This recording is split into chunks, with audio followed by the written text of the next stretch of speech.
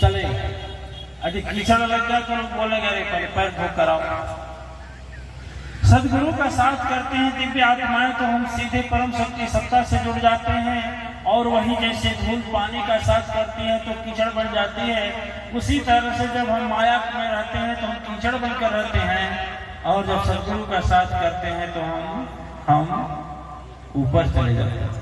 ऊपर का मतलब हमारी पूंछ बढ़ जाती है, सम्मान बढ़ जाता है, प्रतिष्ठा बढ़ जाता है, इज्जत बढ़ जाता है, अपने मन में शांति जैसी अनमोल शक्ति संपदा मिलती। दिव्य आत्मा एक बात कर करके हम आज के चैप्टर पर आएंगे। आज के चैप्टर में हम लोग माया पर जानेंगे, माया क्या होती है। आज के चैप्टर पर आने के पहले हम एक बात ये कहेंगे कि एक छोटा सा दृष्टांत बताएंगे। गुरु के 7 लोग अपने भाग्य को सफल और प्रबल बनाने के लिए, सदगुरु बनाने के लिए नाम लिखाएंगे।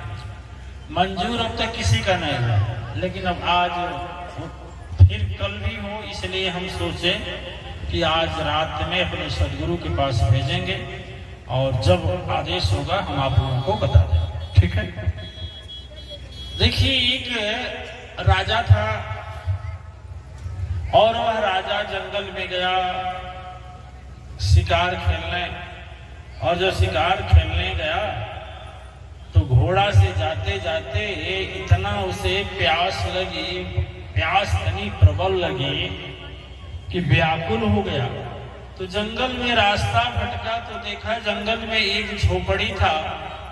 उस झोपड़ी में छोटा दीपक टिमटिमा रहा था, और दीपक की रोशनी जो फूस घास की चारों से दीवार की तरह होता है ना, गरीब लोग बनाते हैं और ऋषि भी बनाते हैं, गरीबे नहीं महाराज भी लोग उसी में रहते हैं, बड़ा आनंद मिलता है। कभी रहकर देखिए, अच्छा रहता है। अब जब वह राजा वहां गए तो राजा जब गए तो राजा ने रास्ता भटका हुआ था, थका हुआ था। जब वहां पहुंचे तो देखे कि एक जदुवंशी का घर था। जदुवंशी जानते हैं? यादव जी का घर था। यादव जी के घर गाय भैंसे थी। अब गरीब आदमी भले था, लेकिन समझ गया कि जब देश के राजा हैं तो उनको बड़ा सम्मान दिया। कभी घी दिया, कभी दूध दिया, कभी मक्खन दिया, कभी राबड़ी दिया, सोते समय दूध में चीनी मिलाकर दिया। राजा बड़ा खुश हुआ, कहा किस बाजार में मिलता है इतनी अच्छी चीजें। और बोला महाराज जी, यही मेरी गौ माता है ना, यही जो हमारी गौ माता है यही देती हैं। कहा गौ माता है देती हैं तो हमें ही देना दो गैया। किसको दे दो? गैया को हमको दे दो, जो पैसा हो ले लो। गाय ले लिया। महाराज जी बोले कि काम करना। महाराजा बोले जब गाय चली गई तो सेवकों से बोले गाय का जो कुछ मिले सबसे पहले अपने मत खाना हमको देना। ठीक है। महाराजा बोले कि तुम लोग अपने मत खाना, जो गाय का सबसे पहले निकले हमको दे। तो गाय से दूध मिला था, दही मिला था, मक्खन मिला था, राबड़ी मिला था। तो वो सोचे कि हमारे कर्मचारी ना खाएं, इतना स्वादिष्ट है तो हम ही खाएं। अब कर्मचारी सब पूरी रात ड्यूटी लग गई कि भाई कोई खाएगा नहीं, राजा को जाएगा। अब गए, गाय जैसे खड़ी हुई गौ माता, और जैसे खड़ी हुई पेशाब शुरू की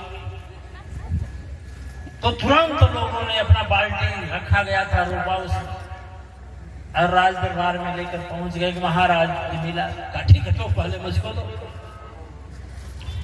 गिलास तो चांदी की थी, लेकिन तो स्वाद तो वही न होगा जो उसमें रखा जाएगा। और जैसे उन्होंने मुंह से लगाया, आप क्या होगा जानते हैं? थूक दिया। कहे अब बेहुदा अच्छी चीज तो अपने खा लिया, ये बेकार से लाया। कहे नहीं, गौ उन्हीं से निकला है जो आप लाए हैं। इसके बाद गोबर की, अब गोबर को भी बहुत अच्छे थाल में रखा गया। पीछे से दूसरा दरबारी लेकर आया थाल। राजा सोचा कि इसमें अच्छा नहीं होगा तो इसमें अच्छा होगा। तो जब गोबर को मुंह में डाला और जैसे गोबर मुंह में डाला उसी के ऊपर थूक दिया जो ले गया था। कहा मूर्ख कहीं का, चल हम स्वयं चलते हैं। गौ माता का सेवा हुआ किया, कहाँ खूब किया। जब राजा स्वयं गया और जब राजा गया तो जब राजा गया गौ माता को फिर पेशाब लगा और फिर जैसे हाथ लगाया था, नहीं बर्तन की जरूरत नहीं, हाथे से काम चल जाएगा। और जब लगाया तो सही वैसे था। कहा वो लग रहा है ना कि जो है हमारे साथ ठगी किया, पैसा दे दिया और जहां से जो हमको खिलाया था उस चीज को नहीं दिया। राजा था, क्रोध में आया, आवेश में आया, भेज दिया सिपाहियों को, कहा जाओ और पकड़ करके लाओ। सिपाही चले गए, पकड़ कर लाए। अब जब पकड़ कर लाए सिपाही से, वो तो कांप रहा था बेचारा। कहा महाराज जी गलती मेरी क्या हुई? कहा कि होगा क्या हुई? तुम बोला कि इसी से निकलता है, ऐसे से जो निकला तुम ही खा तब जाने। करे महाराज वहां से नहीं निकलता है, चलिए हमारे साथ। 2 दिन बीत गया, गाय का दोहन कार्य, गाय दूहते हैं ना, दोहने का कार्य नहीं हुआ था। दूध अंदर गौ माता के अंदर उसी तरह से पड़ा था। अब जब गाय दोहने गए, अब यार जो जदुवंशी थे जब मेरे महाराज जल्दी पलटी, आप ही बैठिए, आपके मुंह में ही कर रहा हूं। और जैसे गाय का दूध जब मुंह में गया, राजा वाला वाह बड़ी चिटापी थी, सही है। कहा महाराज पहचानना होता है, पहचान करनी होती है और युक्ति होती है कहां से आता है। दिव्य आत्माएं जिस तरह से वह राजा अनजान बना, गोबर और मूत्र में ही उलझ गया, समझ नहीं पाया। और जब वह जदुवंशी जाकर एक ही क्षण में युक्ति बता दिए और उससे मधुर और स्वादिष्ट चीज मिलने लगा, उसी तरह से यह शरीर जब है बिना सदगुरु के होती है तो बिना गुरु पावहि नहीं प्राणी। बोलते हैं बिना गुरु से संभव नहीं है। तो इसी शरीर के अंदर वो कैसे प्रकट होता है, कैसे प्रकट किया जाता है?